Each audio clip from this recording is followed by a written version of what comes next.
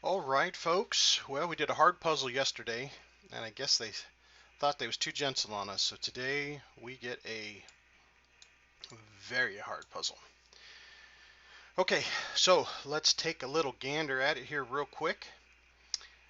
Just kind of enjoying the symmetry on it. We got two here, we got two here. We got this cool little row and this cool little row, I guess columns. I just call them all rows and then I don't have to worry about it. These cool little alleys like this create some really cool numbering helps. Here's a pair of sevens that come down the row, and then a seven that comes across. See, I'm saying rows again, columns. So I know I have to have a seven there. This cool little thing here, like I have a three and a six that come right down this row. That tells me that these two have to be threes and sixes up here. Threes and sixes. And then what are the two numbers I'm missing in this cube? One, two, three. Okay, I need a four. Five, six, seven. I need a four and an eight that go here. And four and an eight, and a four and an eight, and those are now locked down. We like that. I noticed I have a bunch of eights here, two eights down the center and the right. So there has to be an eight here. See this cool little row here, this 1, 7, and 8 comes right through here, and there's only three spots left, so those have to be my 1, 7s, and 8s. I have a 7 and an 8 here. Let's say this can't be a 7 and an 8. This 7 and 8 go across here. So these two, I see that little alley. I love that alley. And so this one has to be my 1. This is a double lock, folks. I like double locks. Now, so up here in this right cube, I have an 8 across the middle row. This is called a ghost row because no matter which one of these is 8s, I can't have an 8 across the bottom anywhere. So no 8 across the bottom, no 8 across the middle, no 8 in the right side, and this is a ghost column. No matter which one of these is an 8, I can't have an 8 here. So the only spot left in this cube to have an 8 is right there. So ghost rows, ghost columns, very, very super important in the hards and the very hard puzzles. So like see this 6, one of these two is a 6, so we have a ghost row that says can't have a 6 in any one of these three spots. I have a solid 6 that says it can't be here, so to have a 6 in this cube, I have to have it in one of these two spots. Okay, all right. Now, we had a cool little pattern here. I'm going to reverse that pattern and see if we have it over here. So I have like a 2, 3, and a 4. So 2, 3, and 4. All right, now I have a 2 here. So I know I have to have my 2 here. And then I have a 3 and a 4. See, I don't have that reversed pattern all the way, but 3 and a 4, 3 and a 4, 3 and a 4. Those three are locked. They can't be anything else because this 2, 3, and a 4 block it here. So I've got a 1, I've got a 2, I've got a 3, I've got a 4, I've got a 5. Now I need a 6. Now a 6 can be any one of these fellers. So I'm just going to throw that in. Normally I don't if there's only 2 or if there's more than 2. I've got my 7. Now I need an 8. So my 8 comes up the left side. So then we have an 8 here. My 9 comes on down the middle. So I have to have a 9 here or here. There we go. So now I have a 6, 8, and a 9. All right. So now one of these two has to be my 1 or a 1. 2, 3, 4. I need a 5. Well, this can't be a 5 because this is what I call double locked. I love double locked cells because even though I don't have another way vertically or horizontally to say that this can't be a 5, if this has to be a 7 and an 8, even though there's no way to say it can't be a 5, because it's double locked, it can't be a 5. It has to be a 7 or an 8. So what that does for me, folks, is the only place to get a 5 in this row is to put it here. Now this 1 and 5 are now double locked. Whether we like it or not, nothing else can go in these two cells but 1s and 5s. So that does something for me. I can't put a 7 here because of this guy. I can't put a 7 here because those two are now double locked as 1s and 5s. So guess what that makes this guy? Has to be our 7. Okay. The other way I knew it was a 7 is because I had one of these two as an 8. That's my ghost row.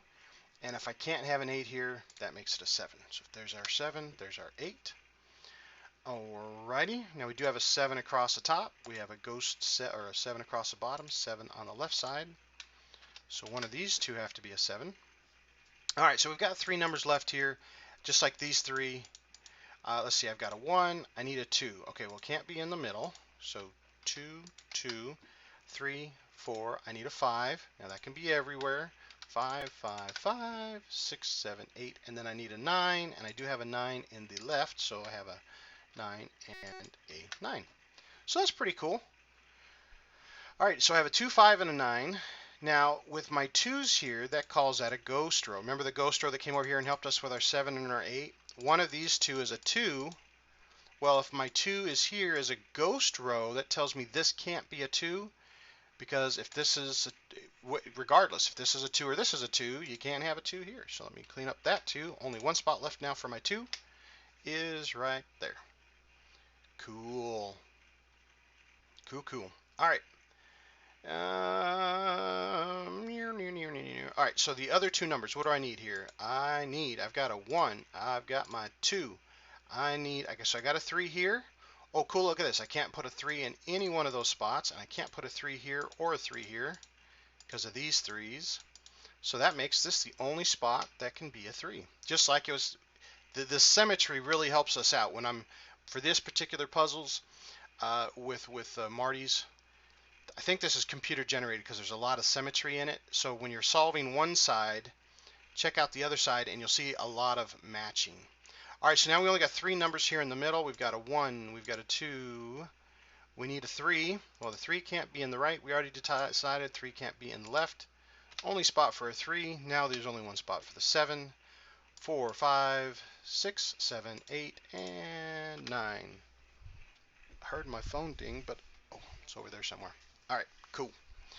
Cool, cool, cool. Alrighty.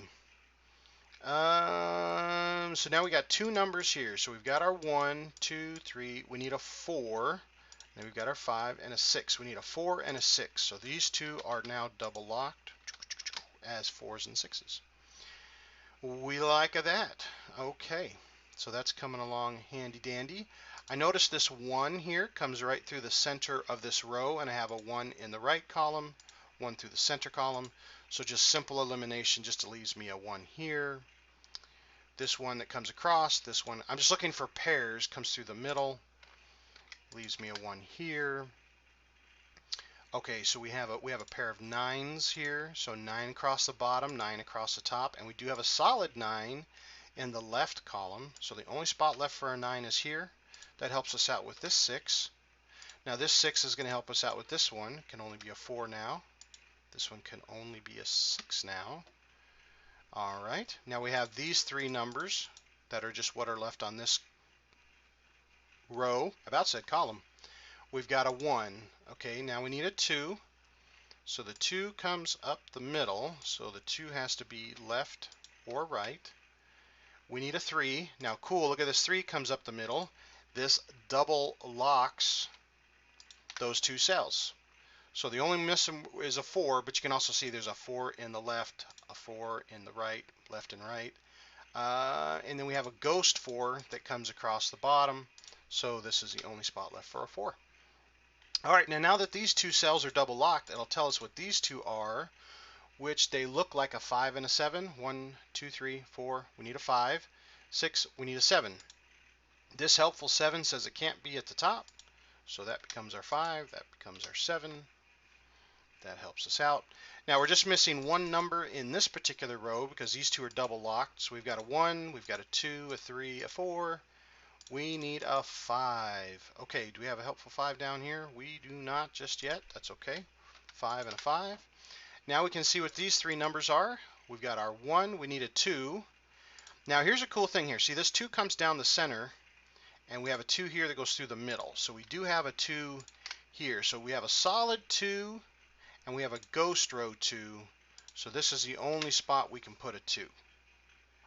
And then if you also look, of course, the 2 comes across this way, and a 2 comes across this way. Only spot for a 2. Okay, so now we've got our 1, a 2, a 3. We need a 4. And we've got a 5. We need a 4 and a 7. And we have a helpful 7 right there. 7 and a 4. There we go. Cool, cool. Alrighty. Just letting my mind wander around here looking for some pairs again. I'm looking at these bottom 3 cubes we haven't touched a whole lot. Okay, so I see this 5 here comes across the top. This 5 comes down the bottom, which I see a 5 here I need to clean up.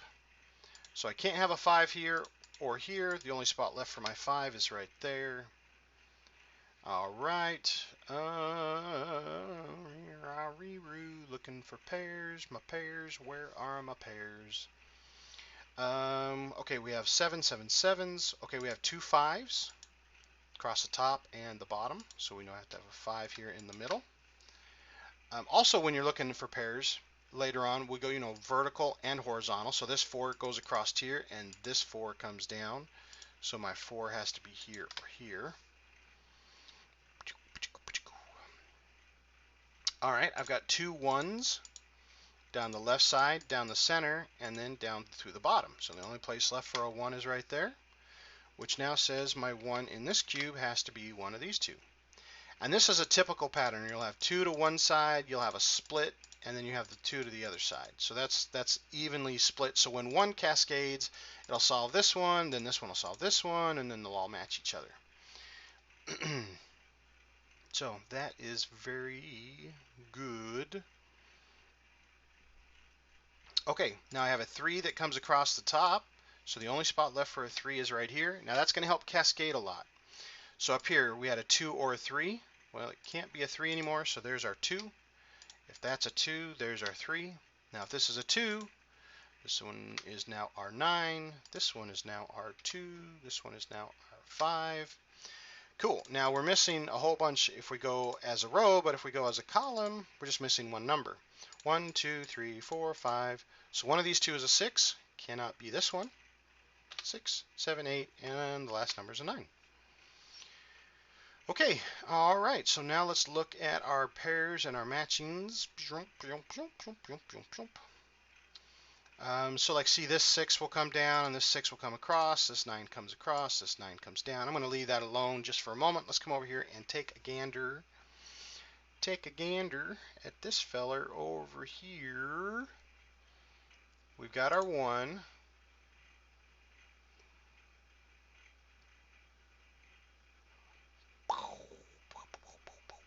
Okay, so we need a 2. Now 2 can't be in the middle, and 2 can't be in the left or the right. So 2 goes here or here. We need a 3. Now we have a 3 in the top, and we have bottom and top. So our 3 has to go in one of these 2 spots. Oh, look at this. We filled this one out, and I missed this guy. Okay, so this 3 says this can't be a 3. There's our 6, which makes this one our 3. Now this 3 comes down and helps us to solve that filler. Let me get rid of that 3. Okay, so now we have all of our 3s. Very good. Now we need a 4. Now we do have a 4 down the left side. And a 4 across the middle. So 4 can still be any, 3 of these guys. Okay, we have our 5. We need a 6. Okay, so we can't, look at that. We put that 6 in there and I didn't take my 6 away. Got to clean up those pencil marks. I get myself confused a lot if I don't keep them all clean. Okay, so I cannot have a 6 down the right side. And I cannot have a 6 across the top. So my 6 has to go either here or here. 7, 8, now I need a 9. Now 9 can't be down the middle, and 9 can't be across the top. So my 9 can go in one of these 2 spots. Okay, so now we're getting down to the little nitty-gritty, and I just need to mark these guys all the way out. I know I was kind of skipping that, but I need to finish that off. All right. So we've got our 1, we've got our 2, we've got our 3, we've got our 4, we've got our 5. 6 comes across the top and down the right.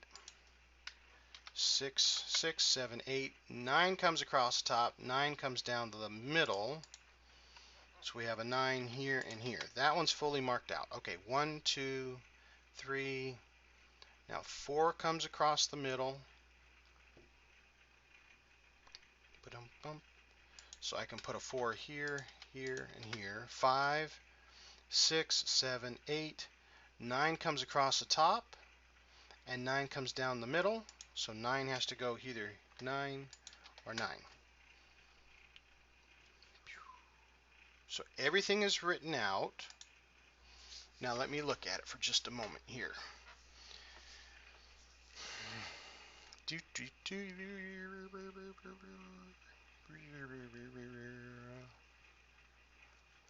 Okay. Now this is the part where there is an ending pattern of a rectangle that I get lost in. So like see this 1 and 5 and 1 and 5 and 1 and 5. So this 1 and 5, so like say this one can't be a 1 and this one can't be a 5 because that would stop this from being a 1 and a 5. So there's usually a rectangle that goes on that stops it, and I gotta write it down with a pencil sometimes because my brain can't see that pattern. This is why I enjoy these hard and very hard puzzles, because I'm still trying to find this finishing pattern, this finishing move. So if you guys see it, I would really like your help on solving this, because I mean usually if I write it out by pencil, I'll find where it didn't work, and then I'll go back and I'll say, okay, well this can't be that because of it. But there's a pattern I should be able to recognize, and that is a little tricky for me. So, okay, all right. My 2s, 5s.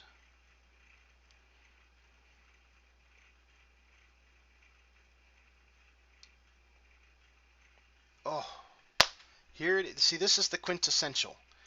This is that odd pattern at the end that I always get hung up on. I'm going to take a snapshot of this picture and just focus on it for a long. We'll do my little helpful paper here, and there's nothing wrong with that. If you get stumped with that, just give it a go. So like for instance, what I'll do is I'll take this number right here because I think that there's a pattern right here that I'm just not seeing. I'm going to make that a 1. Okay, so if this is a 1, how does that resolve everything else out? Okay, so that'll make the left one a 4 if that's a 1, because that, okay, and then that'll make this one a 2.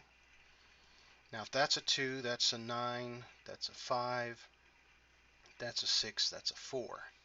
Okay, now that makes that a 5, that makes that a 1. Okay, oh, okay, perfect. So right there I just found a problem. All right, so if this is a 1, okay, that makes this a 2, that makes this a 9, that makes this a 5, that makes this a 6, that makes this a 4. I cannot have a 4 and a 9 right here. And see, by doing this as a 1, see that rectangle? There's so 5, 6.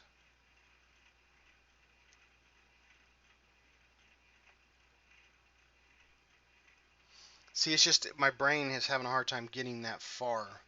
So, let me just verify this. So if this is a 1, okay, that's going to make this a 2. That's a 1. That's going to make that a 4. If this is a 2, that's a 9, right? 4 and a 9. And they can't be a 4 and a 9 because that will make this one impossible. So if you guys can help me see how to see that pattern, I would really love some help on that. That's the pattern that I'm looking for, but I'm not sure how to see it. All right, but that tells me this cannot be a 1. So that has to be a 4, which makes this one a 6, which makes this one a 5, which makes this one a 9, which makes this one a 2, which makes this one a 1. All right, now that this is a 4, this one has to become a 2. Now that that is we've got a 2 and a 6, that makes this one our 4, makes this one our 9. Without a 9, there's our 6, there's a 9. Alrighty, memer 6 and our 8. We have a 1 here now, so there's our 1, there's our 5. With this 1, there's our 5, there's our 1, and there's an 8 and a 4. So we're just going to flip those guys around, 8 and a 4. And there we have it, folks. So that last rectangle puzzle, I'm still going to look at that. I'm trying to find out that pattern. My brain just can't catch it. I don't know why just yet. But there you have it. Ghost rows, ghost columns, very important. And double locks, super, super important. I hope you guys enjoyed it. Always recommend printing off a couple copies, play along with. And always welcome any comments, suggestions, or challenges. Thanks, folks. Have a great day.